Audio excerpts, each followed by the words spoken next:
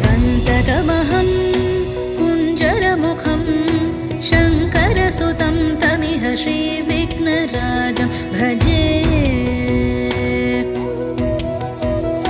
सन्ततमहं दन्तिसुन्दरमुखं मन्तकातकसुतं तमिह श्रीविघ्नराजं भजे श्रीविघ्नराजं भजे श्रीविघ्नराजं भजे श्रीविघ्नराजं भजेऽहं भजेऽहं भजेऽहं भजे तमिह श्रीविघ्नराजं भजे।